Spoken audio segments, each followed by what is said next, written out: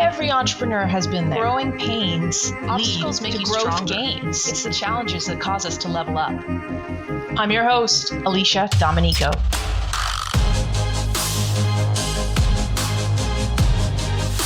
It's funny, I do have a confession to make, Alysha, which is I don't use our tasks within the CRM, right? I like the tasks, and occasionally I do, but to the point of it being a little bit of a canvas that you can paint yourself. I'm a bit of a viewist, so I will use different fields. I use different kind of stages for my leads.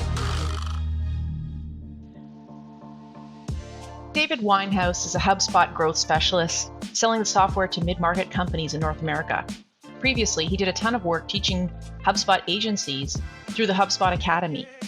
He's basically a master when it comes to Sales Pro. So we picked his brain for insights that will help you use it better. All right, let's go foundational. How do most people use Sales Pro with HubSpot? So what's great about Sales Pro in the CRM is it's got a lot of tools and structure that you can use, but you can bring a lot of different styles to it. So I like to think of like two predominant styles. So one is, and this is very true of salespeople in general, is you need to be proactive, and then you also need to be opportunistic and reactive. So let's start with being proactive, because I like to be more proactive and be strategic in my selling efforts. And I think salespeople should probably do a little bit more of that than they do. But there are a ton of tools in Sales Hub to help you be more proactive.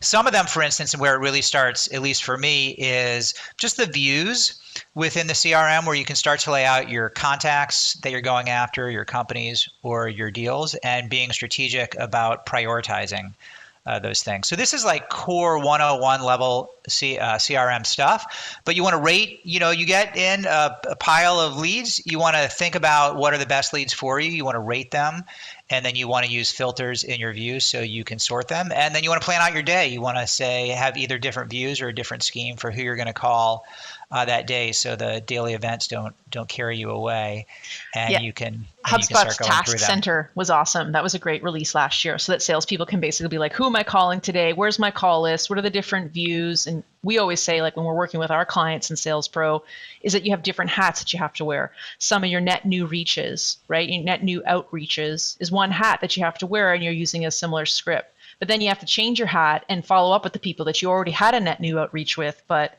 haven't caught a hold of yet. So there's your follow-up hat. And all of those saved views elements that you can do in HubSpot for your call lists allow you to have a different script for where people are at a different life cycle stage of the sales process. Yeah, it's nice because you can kind of put your planning and strategic hat on, and you say, I'm gonna run these tasks tomorrow, and then when you're in the task, you just execute on it. The worst thing as a salesperson was you're breaking your cadence. You got like momentum going, you're talking on the phone, and then all of a sudden you got to take a step back and you got to research the contacts, you got to look up email addresses, and then you end up checking your email, and all of a sudden you've made one call, and it's like 45 minutes later. So you want to group those logical activities together, and you're very much on point. The task center and the views and all of that allows you to do that as a salesperson. And the same with sequences too, right? One of the things that I'm seeing people use sequences with more and more is the ability to send emails, but also put tasks in between. When HubSpot did that release a couple of years ago of stopping the sequence with a task, it was really empowering for most reps because they could say, oh, here's my follow-up call opportunity. HubSpot does a lot of training, and they've partnered with Sandler to do some of this training in a virtual setting, and just understanding the cadence of follow-up, that 9 touch point across 12 days is one that we often hear. But how do you actually take action on that without forgetting about those people and where each individual person is within their journey?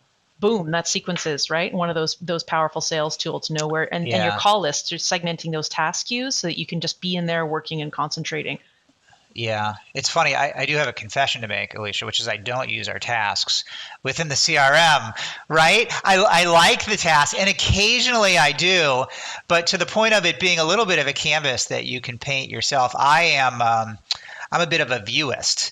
So I will use different fields. I use different kind of stages for my leads, and I have a view for my to call. I have a view for my keep calling, and I have a view for kind of like my nurture, and I will move them through. For some reason, I get overwhelmed with tasks, right? Like I like reminders and stuff, but too many tasks is for me, the way my brain works, is I have a hard time keeping up. So I do use some tasks, like some small things to remind me to reach out if I want to reach out to someone in 6 months.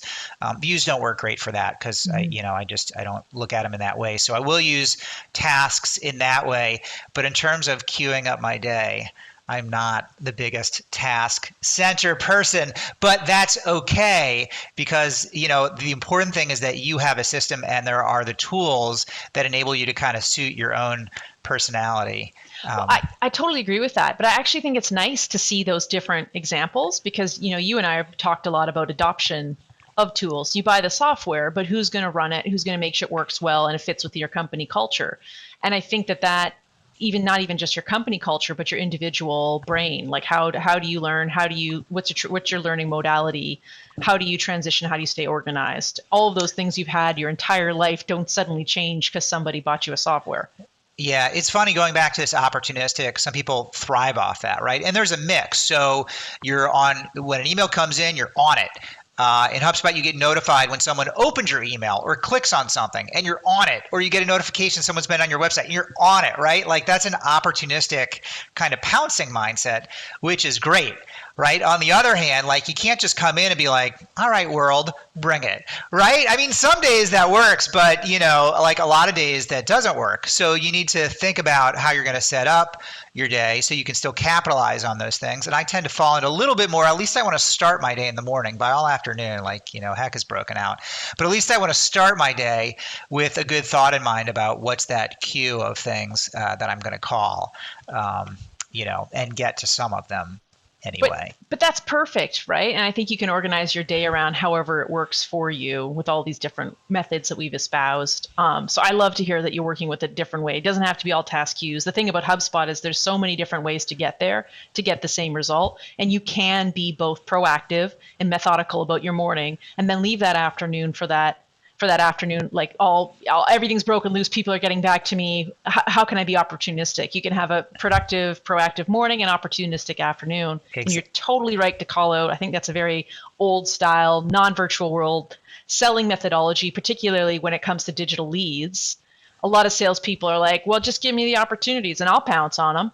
And if you're actually being proactive and having a steady pipeline, you have to have that proactive element so that you're like, no, I'm in calls all morning. I can't pounce on that because I've got scheduled pipeline activities already happening to make sure I don't dry up next month in case everyone's on vacation and there aren't any leads coming in from the website in December or January, as is often the case in digital. Absolutely. Yeah, we're HubSpot. I mean, we get as many leads as anybody. I mean, we're doing as much inbound as anybody, but still, you got to be proactive. You got to reach out to the folks who are good fit clients as well as maybe show some intent. Hopefully they're showing some intent at the time that you're calling them. But if they don't, maybe it's just latent and it's there and it needs to be stirred up a little bit. And so you have to be proactive in finding out which of those prospects should be hearing from you and stir the pot a little bit. And, you're going to catch some of them at the right time, with the right message, and they just have not turned into an inbound lead yet, but, they were on the cusp and you can help them tip over into that by being a little proactive as a salesperson. Passive buyers versus active buyers. Yeah, exactly. Right? I view them all as active. They just need that spark. I love your enthusiasm. Need a little help. I want to go back to something you said that I thought was really interesting. You said you use views, and that's because of CRM properties that I would guess you customized at some point to some extent. Yep. Instead of using tasks. And I think that you've hit on something that's actually really good about the tasks getting overwhelming. And I think every rep has been there like, why am I getting all these tasks? It's like notifications. Why am I getting all these notifications? You can turn that off and you can control it. But having those views set up is really something we've been doing a lot of in terms of looking at lead management flows and understanding what are the CRM fields we care most about. What are the ones that you see people using to create these views for sales reps? So what kind of information are they sort of inputting and looking for typically? So I can speak to my own experience. I mean, I think, and at HubSpot, I'm a little restricted because we have a big sales enablement shop. And so I just have a next step field, which is like a free form field, and I kind of use it with tags. I kind of, you know, jank it up a little bit in terms of using tags. If I were designing it on my own, I would, in the same way that deals move through stages, I think of leads as moving through stages as well. So I might have like a lead stage field, for instance. And again, mine that I use are, I have a category for needs to be rated, needs to be researched, ready to be called, continue to call, and then nurture on the other Awesome. end of it. And I'm constantly, I think of it like a river. Like I'm constantly moving leads and opportunities through that cycle. And when they get to nurture, I'll come back and I'll revisit them in a few months after that. But, keeping that whole thing dynamic is what's important. I can't get I can't get too attached to any leads that's in the funnel at a time. I think of it a line. I got to keep it moving. Yeah, I love that. And having, HubSpot's training that I've learned and been through, and the Academy does a great job of really helping people use the tools and adopt them at HubSpot. That's the HubSpot Academy. They allow you to really think about what are those different stages that you're going to have people in, and thinking about like 3 ways to your number each month. So you want to have 3 people in negotiation or proposal stage, right? That's always been a metric that we've used at our base to make sure you hit your number. And those aren't set in stone numbers. There's a lot of people who are kind of anti-number in sales, but some people are counting activities to being like, well, I need to hang my hat on something. One of the things we've worked on this year is really just so many people come to me and say, I need this report. And oftentimes it's unpacking it to be like, actually, you're trying to track this effort. And in HubSpot, this effort is measured on an X and Y axis kind of here. These 2 data points intersect here to measure that effort, like sales traffic, right? Like, what are you doing to get traffic into your CRM? And then there's like another effort opportunity for tracking what's the conversion rate through my stages once I've got the lead engaged. And then there's other things like how, I love the sales analytics reports that you get in Sales Pro that get unlocked there, where you can see deal velocity, deal push rate, how often or how long is it taking us to close. It just gives you that sort of really date view based reporting on how long activities are taking, that you wouldn't have that insight unless you had a software tracking it for you. Yeah, absolutely. The reports are, you have to track the reports. I like focusing on some particular things to, the kind of the first domino to fall type activities. For me, in my role, it happens to be the discovery calls that I set up or the opportunities. But absolutely, if there are issues where I'm hitting those numbers, but my big number isn't hitting, I want to go back and I want to investigate. Is my velocity increasing? Is my close rate coming down? Are there other gaps in my process that we need to look at? I think that's really insightful to share how you do it as a HubSpot sales rep, because HubSpot is great at sales, right? They've done unbelievable. So if you're like, okay, if you're a mid-sized company and you're trying to level up your organization, look at what HubSpot reps are doing. These are some basic measurements that really actually matter. The so many demos a week and the so many net new leads per day. Those are the basic numbers that you don't have to get in the weeds about, but some guardrails to help you aim for a level of success. Yeah, totally. As a salesperson, you can work all day long if you wanted to. So you have to pick out what are your benchmarks? What are you trying to hit? What makes for a successful day?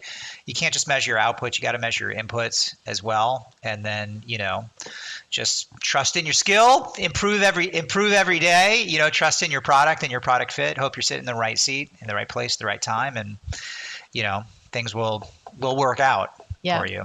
Now, on that note, David, I know that you read a lot of books and you take sales at a consultative level, and you're a very a human seller. You're really in the business of human to human connections, and I've always loved this about you and really connected with you about this on a level, because 5 years ago when I was selling in B2B world, it was a really, really suspicious and skeptical world, and I learned so much from you in the boot camps that you were running at HubSpot about how to make that human to human connection and to really help people. So I want to kind of step aside from our scheduled questions here and just tell me about the most influential business books you've read, because I know there's a bunch for you. Most influential business books. So I'll think some sales books first. I'll mention sales books that I like. I don't know if these are as influential, but maybe they are. Someone just asked me this question the other day. So two sales books that I like is one, Chris Voss, who I know you've read as well, Never Split the Difference, who was the FBI hostage negotiator. So you talk about high stakes, crazy high stakes, and just some really good techniques in the book. In terms of being present, emotionally checking in. It's not just about the features, it's about the kind of the needs and the human that you're dealing with. And I thought that was really compelling. I also like Robert Cialdini's Influence, which is a classic, who talks about different factors. Reciprocity is one that I think of a lot. So, Alysha, we've talked about this idea of the give and get, and you want to give value before you get value in return. That's kind of this whole idea of reciprocity that he talks about. Super relevant in a digital world, right? I think that's the way to do business is you give something first. It's the way HubSpot does business with having a free CRM, and then you can kind of, ladder up from there depending on your needs. And it's the philosophy that we've kind of embraced in the sales process as well. We want to still, we're professionals. There's value to our time. We need to value our time. So we need to kind of measure it out in terms of how much that we do. But yeah, it's nice. I think it's nice internally to pick up the phone and be calling someone as if you do have something to offer them, and it could be a tip, or it could be help, or it could just be, I saw you're doing some great things, and I wanted to recognize that and see if, I have something that might be helpful for you. Would it be helpful for you? And I think as a salesperson, that openness to hearing no, or that this is not helpful for them, or I'm barking up the wrong tree. I've always approached sales is spend more time at the top of the funnel, like identifying who might have the need for my services. You never know till you pick up the phone for sure. But I like to call on people who I'm excited about calling them, because it looks like they have a spark or a need, or in my case, they're looking to grow. And it's, we do research. I do research on who I'm going to be calling. Is this person who's on the ball? Looks like they've had a career trajectory path, that they're looking for growth. They're looking to do things better, smarter.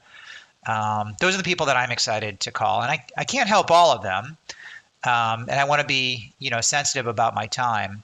But I would agree. It's like at the end of the day, I want to, speak to people who are excited to talk about the same type of topics that I'm excited about as well. Something I 100% agree. Something I learned from you that I think came from a book was the 3-change sale. Ah, yes, the 3-sale sale. The 3-sale sale. Talk to me about that. Yeah. Did it come from a book? It did not. So I copped this from Doug Davidoff, who's another HubSpot partner, who called it. I did coin or change the term, slightly tilt the term. So his term was the 3-sale mindset, which was not catchy enough for me. So the 3-sale sale, because the point of it is really that to make a consultative sale, you have to make 3 sales. And so the first sale is you need to sell the need for change, or close on the need for change. And not everybody does have the need for change. And then you would sell the solution to address, if the need for change is the problem, the solution is the answer. And then finally, the third sale is how. If we're agreed on what the right solution is, now we have to agree on what the right way to implement it is. And as we talked about in those former discussions, a lot of times as salespeople, we get excited and jump into the second sale, which is the solution, because of how great it is. And we've seen it work so well before for someone who's just like this prospect. But we oftentimes skip over that really understanding, is there a need for change? Not everybody needs to grow their business. In all truth, not everybody needs a new solution. Some people are, they're doing great, or they're doing well for themselves, or they're taking 2 vacations a year. They're getting home at 5 o'clock. Business is going pretty well, or well enough for them. It's not for me to judge how someone should be growing their business or what their goals are. But if their goals are, match up with what we can do, I want to understand it, and then I want to help them. And if they don't, then that's fine too. I can, shake hands and leave as friends, and maybe we'll meet again in the future. I think that's what's so powerful about the human-to-human selling. You stop seeing the sale as something that really defines you, or even just your numbers that you have to hit every month, as something that defines you and your worth. And you're able to say, no, this isn't a good fit for you, so I don't need to push you. This isn't about me and me hitting my numbers. And that's also where the proactive element comes in, of organizing your lists of who to call and having your day structured as a salesperson or sales professional. You're able to say, not this person, someone else, but it's not actually it's not so desperate for either of us. And if you don't have the need for change, or if everything's working, status quo is good, you're not going to make the change. So we don't need to spend more time analyzing this. Yeah, I think so. I think, it's hard. It's hard as a salesperson too. Like, you're chasing your numbers. Some months are easier than other months, but you do have to have that belief that it's going to work out, and that you can't be chasing the wrong deals, and that you're equipped, and all you can do is all you can do. And again, some days that's easier than others, to do. And those setbacks are hard and those victories are sweet.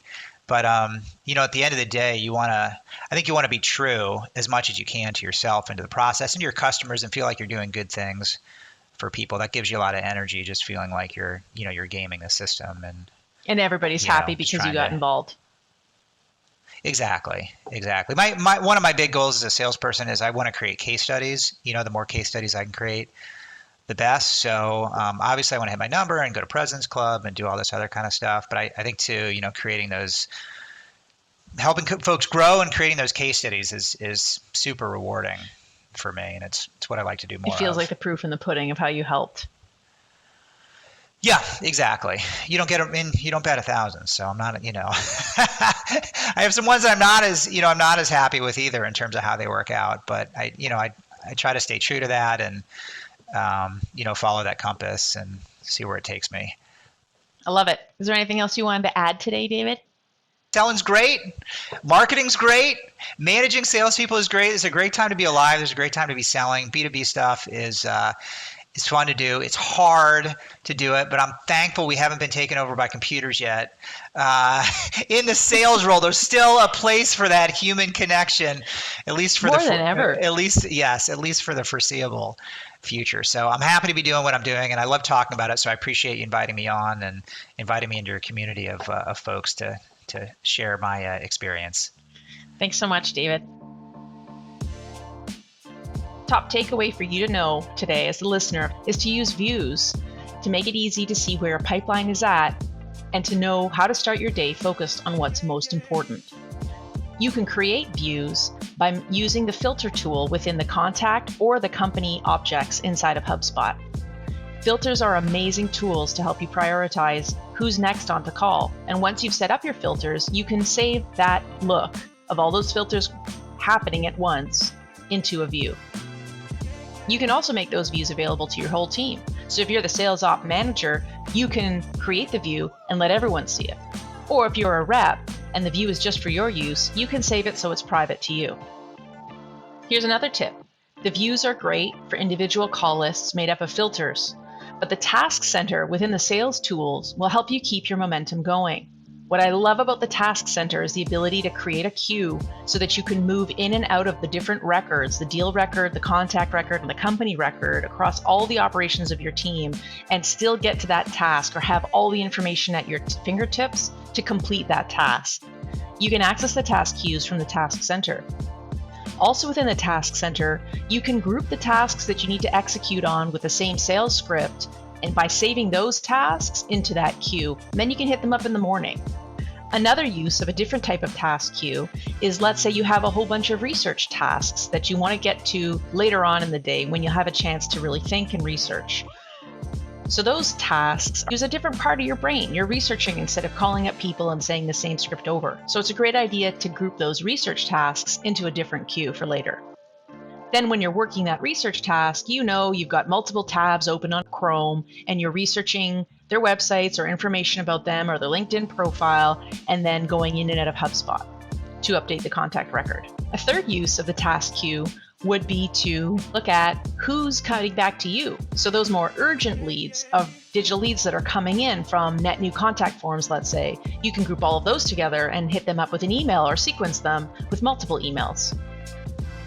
All of these different task queues allow you to prioritize, remembering what you need to say to people, or to use the same template or the same sequence or the same set of snippets. All of these are sales enablement tools inside of HubSpot that you can use. Also the voice dialing and using a similar script when you're calling people versus researching people.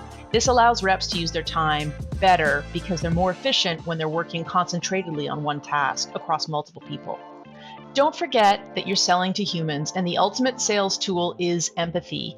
The business to business way of selling is now business to human. All of us want to enjoy our work. We want to enjoy the time that we spend with people. And in order to really do that, you need to build relationships with people. And I know that's an old adage of sales. It doesn't sound like anything new.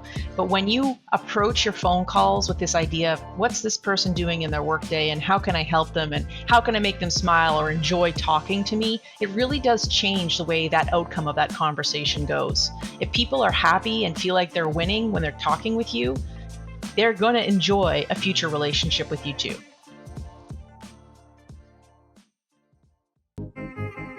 For more information on HubSpot, visit HubSpot.com. That's HubSpot.com. Find more episodes of the Company Growth Podcast on YouTube or at anchor.fm/Company Growth Podcast or wherever you listen to podcasts. And if you've got a company growth story you'd like to share, reach out to Tangible Words. We'd love to hear your story and use it to inspire others to beat their own company growing pains. Until next time, thank you for listening to the Company Growth Podcast.